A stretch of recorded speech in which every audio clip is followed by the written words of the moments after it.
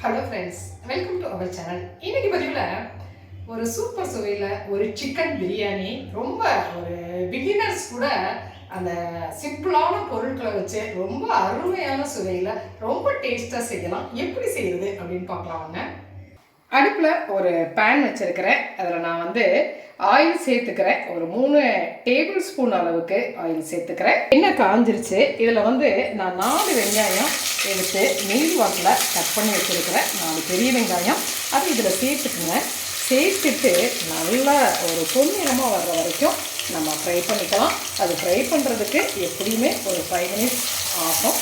அடுப்பை சிம்மிலேயே வச்சுட்டு நம்ம ஃப்ரை பண்ணிக்கலாம். ஆனியன் ஒரு பாதி அளவுக்கு வதங்கிடுச்சு. இன்னமும் நல்லா ஃப்ரை ஆகட்டும்.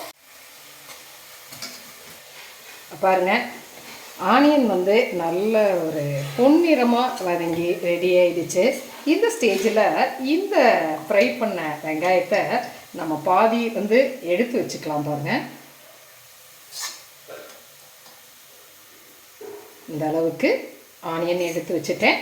இப்போ மீதி இருக்க ஆனியனோட மாதிரி கழுவி சுத்தம் பண்ணி வச்சுருக்கிற சிக்கனை நம்ம இதில் சேர்த்துக்கலாம். இது ஒரு 3/4 கிலோ அளவுக்கு இந்த சிக்கன் இருக்கும்.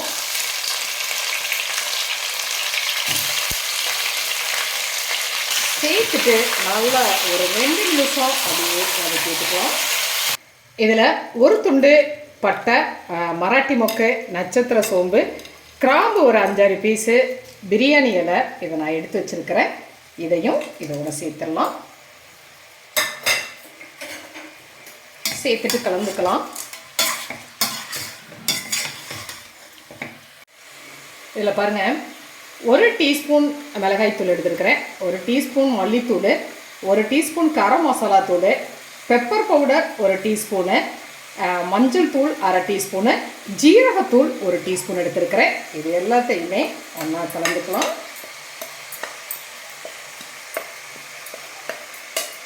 கலந்துட்டு இந்த பொடி எல்லாத்தையும் சேர்த்துடலாம். சேர்த்துட்டு நல்லா கலந்துக்கலாம்.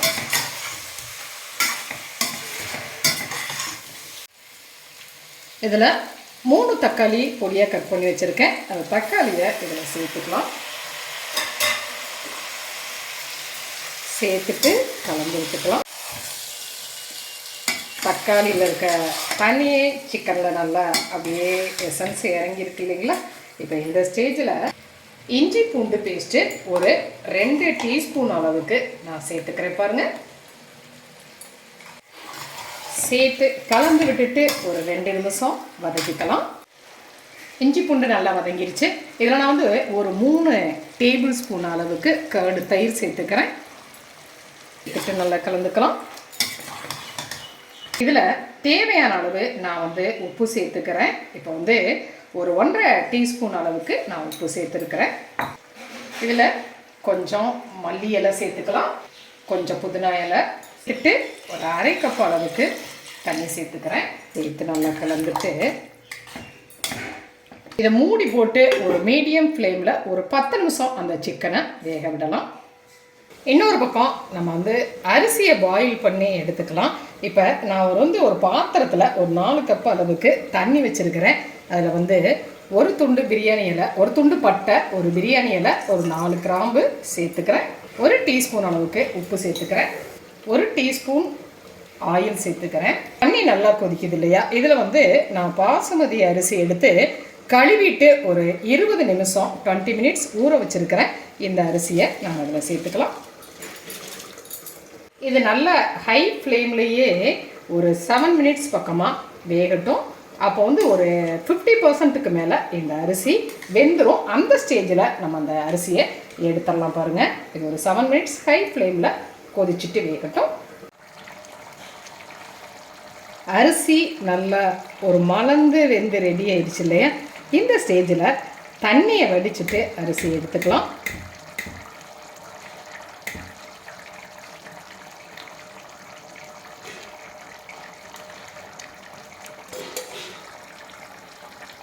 அந்த ரைஸ் ஒரு 70% பக்கமாக வெந்துருங்க.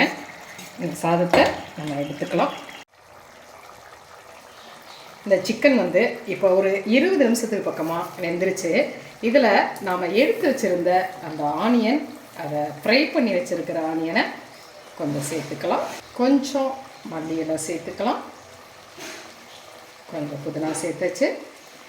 இதில் இந்த வேக வச்சுருக்க சாதத்தை நம்ம சேர்த்துக்கலாம். இதில் கொஞ்சமாக ஃப்ரை பண்ணி வச்சுருக்கிற ஆனியன், கொஞ்சமாக மல்லி இலை, கேசரி பவுடர் கொஞ்சமாக தண்ணியில் கலந்து வச்சுருக்கிறேன். அது இதில் நம்ம சேர்த்துக்கலாம். இது ஆப்ஷன் தான், நீங்கள் வேணாம் அப்படின்னு சொன்னால் ஸ்கிப் பண்ணிடலாம்.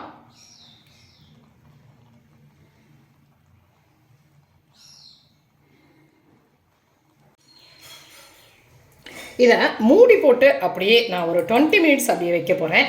இதுக்கு முன்னாடி இதில் அந்த தண்ணி வடியாமல் இருக்கிறதுக்காக நான் ஒரு இலையை சேர்த்துக்கிறேன். பாருங்கள், இந்த மாதிரி ஒரு பிளேட் வச்சாச்சு. இதை நம்ம அந்த சாதம் வடித்த அந்த தண்ணி தான், அந்த தண்ணியை அப்படியே நான் இதில் வச்சிடுறேன்.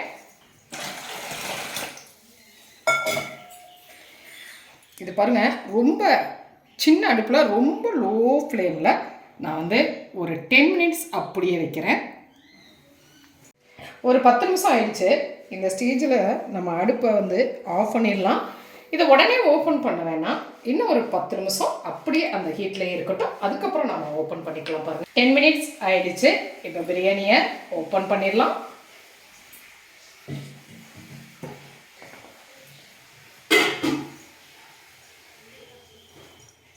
அந்த தண்ணியெல்லாம் இலையில் விழுந்திருக்கு இல்லையா, இந்த இலையை ரிமூவ் பண்ணிடலாம். பிரியாணி பாருங்கள், எவ்வளோ அந்த அரிசி அப்படியே சாஃப்டாக உடையாமல் எவ்வளோ அழகாக வெந்து ரெடியாக இருக்கு இல்லையா.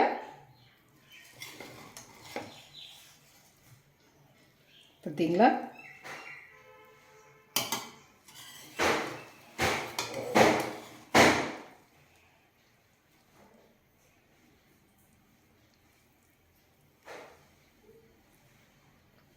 அரிசி பாருங்கள், உடையாமல் எவ்வளவு முழுசாக அந்த அரிசி அப்படியே நல்ல ஒரு அழகாக வந்திருக்குது.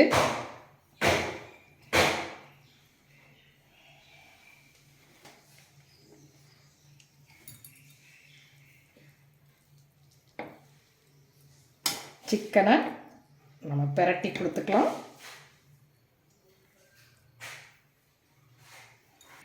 வாவ், பிரியாணி சூப்பராக ரெடியாக இருக்குது பாருங்கள்.